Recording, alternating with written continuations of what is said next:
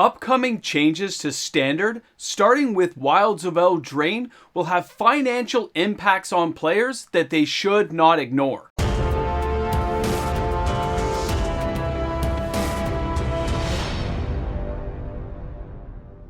Just when I thought I had seen it all, Wizards of the Coast throws another curveball our way.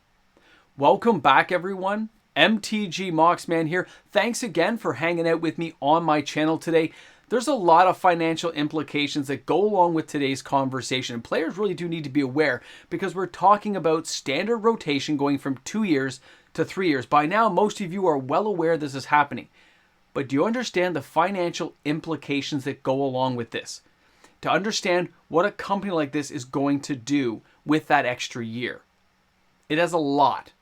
Okay, it may not look like 12 months is much room, but think of it as a runway. And you went from, a 3/4 mile to a full mile. They had 8 sets that would be in a rotation. Now they're going to have 12. Think about the research and development side that can go into an extra 4 sets having to mix with the 8 sets that already exist in that format. This is going to be huge. It is going to allow for a lot more developments of decks and brewing techniques and all kinds of mediums in between for how players construct their decks when you have that many more cards being introduced into a format for a longer period of time. The values of those cards don't shift as low. Now, earlier in the year, I guess what was it, late 2022, early 2023, we did a couple of videos here discussing with everything going on, Wizards of the Coast would be making some radical changes like cutting off product lines, slimming things down, and trying to attract the players. Well, it seems like a lot of that is happening.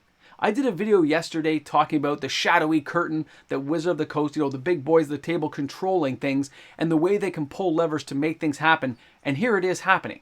We just discussed it a day ago, and here we are with it actually happening. When you think about Jumpstart being cut off from every single set, that's a product lineup being killed off.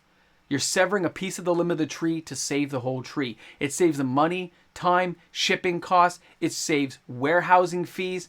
They don't have to worry about it. They can focus on the things that make them more money. And Standard did make them a lot of money back in the day. When did it all fail? MTG Arena. I'm sure other people cover this on other channels, but they expected a lot more money to come in with MTG Arena with microtransactions, which is what they're still trying to get us with now, with every secret layer, with every new product, epilogue boosters. They're all versions of microtransactions to try to see where they can pinpoint weak spots in players and get cash. But with MTG Arena, you can grind it out, and a lot of players didn't want to spend a lot of money on it because it's not real. It's just for fun. And they knew the game could be rigged against them, like any video game that's like this on a server. There's lag and delays in some games. Yeah, well, they can make people win. Pay-to-win games. We've seen it before. Players didn't fall for it. They didn't spend their money there. And now Wizards has kind of got to figure out a way to get back into the wallet. Extending the timeline is excellent for players. It is. It does mean players are going to bite at this bait, but it is an opportunity for players to soften the blow if they decide to go back to this format. Wizards of the Coast has more time to do R&D, more development. Not saying they will, but they have more opportunities to mix up what they'd be doing. Now think about sealed box prices. When you look at a sealed box right now, most players aren't buying them. Draft boxes, Players are kind of like, meh. There's some players still buying, of course, but generally speaking, a lot of us left it in the lurch. We didn't care. We'd go for singles. But if you want to get into Standard, you're going to be buying those boxes again. And you get to keep the cards longer. It makes more sense to have them. But that also helps the LGSs because some of those cards and boxes sitting on the shelves will get bought. They'll be bought from your storefront for people who do want the singles to finish a standard deck, knowing it stays longer. But it also helps sell some boxes and split among friends for draft nights, knowing those cards can be fit into a standard rotation still. But don't think they're going to forget Commander. By extending the lifespan of this, they can develop cards directly for Commander in the future and be driving home values to those cards in Standard. And then the box print runs. They're probably not going to grow. Not in this environment right now. Wizards of the Coast will keep to their regular print cycle, and they'll see how things go, starting with Wilds of Eldraine. It's like taking a new page, turning it over and saying, let's keep a tally now. Jumpstart ones didn't work. Let's keep a tally on this and see how things start turning out. They'll be asking your LGSs all kinds of questions about how the tournaments are going, if they increase the prize pool, how are the tournaments going with this new longer standardized format. They will be checking in to get the answers, to get the data. They should be checking with the actual players, not just the LGS, but they don't always go to that large sampling of a pool of players. So now the print run of those boxes is not going to grow, but it does help clear those boxes off the store shelves, out of the distributors, out of Amazon, because players may buy them more. I'm not saying any of this is guaranteed. I'm saying this is what I think they are hoping to have happen. Now, when you look at the singles staying in rotation longer, uncommons, rares, mythics, all staying in rotation an extra 12 months. Values staying a little bit higher over the longer run, and maybe making mythics a little harder to get, making you want to open new boxes to get your play sets for standard. There's a lot they can do with that secret lever room back at the Kingdom Castle to say, we can do this. We can pull this one here and do a little tweak there. And when players start playing again, offer some awesome prizes, work some stuff out for the Pro Tour. And before you know it, we start breathing some life back into standard. We start drawing players back into the game. Since MTG Arena didn't work out the way we hoped, there's still players playing it, of course, every day, millions of people. But they want the revenue. And this is a way they can get into the revenue without costing them a lot of money. The future set designs are in the future. They haven't happened yet, although they're probably designing for it right now. And future sets will be better connected than the Wilds of Eldraine will. That won't be as connected, I don't think. But going forward, they will be. That means extra cash for them. Set designs don't cost money except for the time to develop, but that was going to happen anyway. The sealed boxes, getting rid of boxes don't take time, doesn't hurt them. They already had the boxes being developed. Nothing here is costing them money, which is why they can say they're doing it. Picture a company like this. They don't want to lose capital or cash. Nothing here costs them money, and by cutting off that dead limb that was Jumpstart, they're saving money. They're saving capital. And they make themselves look good, at least on paper, to your LGS, to the player group, saying, we're listening to you. We're making things longer. As players slowly, possibly, maybe a little bit get back into this format. I don't know if standard will come back. Again, nobody I know has a crystal ball that I know of. But at the same time, it doesn't mean it's not going to happen. If you offer players another choice, Commander is the most popular format, but not everyone likes to play Commander every single day. A chance to go back to a format like Standard with 60 cards, but more choices of cards to build with, might just be the challenge that some players have been hoping and looking forward to. Time will tell. Time will tell us everything. Guys, this is a big change-up, and it is all about money, and it's all about the cheapest way of doing something without costing the company a lot. This all works in their favor. As a major entity like this, they have to look for all those cost-saving measures. Everything here is in the green. You're like, yes, I save money. Yes, I save production costs. Yet everything's yes, yes, yes. But on the public side of things, on paper at least, it looks good to say everything they've said.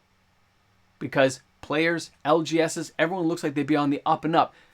But never put it past a company to get greedy later. Just because they're looking good now doesn't mean later they don't do something to screw us all over again. It's a company. What can you say? We know it's going to happen. But I still think there's a chance for this to work.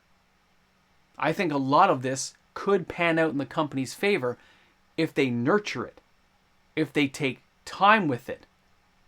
If you put the right cards in standard that you don't put in products that are designed for Commander Masters, it makes Commander players either buy the singles or jump into the other format, doing special decks that only have that card in that particular deck.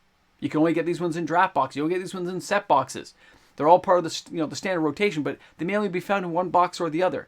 Diversifying things out, make it more of a chase. Keeping up with serialized cards to a limited degree. There's a lot they can do to move the products along. And bringing back standard, or at least attempting to bring it back, it is a good first step. I talked to some friends about, some people at a local store, and you know what? They were pretty excited. I just stopped in on the way home, and they were like, yeah, this could be a good thing. We'll have to wait and see what the sets look like, is what I heard mostly. We have to wait and see what they're designing for these sets. We don't know what's going to be in them yet when they start going out to a 3-year format. Only time will tell. But at least they weren't negative. they all had at least a little bit of a curiosity to the side of them to say, hey. And by the way, a lot of them still hate secret layers with this like jack up in price. I heard about that too. And yeah, I'll tell you, that's like a microtransaction. It's a cash grab. I wouldn't go for any of that. I still don't buy them. I think this is an interesting time to be here to see what happens with all these cards and the new ideas they come up with a longer runway of room to move. Remember, they're not going to be above making some awesome cards that get banned in Standard, but would still be legal in Commander. Remember Oko and stuff, guys. They're not above doing things like that. Keep that stuff in mind. Thanks a lot for tuning in. Thanks for hanging out with me today and allowing me to entertain you on the channel. And of course, if you're new to my channel, you found me somehow, I hope you subscribe. I hope you give this video a thumbs up. And I can't wait to read your comments in the comment section. Guys, it's always a crazy day in the world of Magic. Thanks a lot for sharing part of your day, hanging out with me. Have an awesome day today. All right, guys, a big shout out and thank you to the fantastic supporters of MTG Mox, man. Without these patrons here each and every day, we wouldn't have a chance to do daily uploads like we do. So thanks again to each and every one of you. I'll see you soon. Have a great day. You know what's funny? We're here at the end. I'm going to give you something because you made it this far. First off, thanks for being here, everyone. Put a boomstick in the comment section. But on top of that, the people I talked to, and it was 18 people from 2 different stores, and some friends. The friends, you know, my friends are only playing Commander right now. They haven't played Standard for a while. They were kind of excited. They said, hey, they might go back to Standard because 3 years is longer. They wished it was 4. But the people in that store, including the owners, said it's not a bad idea. It may drive more people there, but they said the prize pool would have to warrant them doing it. Don't forget, when they run a tournament, they have to pay for that. The stores have to pay, and they don't get nearly enough prize support to run tournaments like this weekly. To get Standard really going, there has to be something there for the store as well as the players playing in it. So Wizards still has to kind of step up to the plate, but at the same time, they weren't like as negative as I've seen in a while. They know it's probably a cash grab, but they don't care. They like the idea of a change up, and I found that refreshing. I did. I was like, okay. People aren't, pitchforking. Awesome. Anyway, thanks for being here. Thanks for hanging out. No, I didn't mow the lawn. I'm doing that this weekend if the weather stays good. And I got the dentist this weekend, which would be horrible, but it means I will be around. So instead of being at the other property, I'll be here in town. So looking forward to seeing you guys then. Have an awesome day.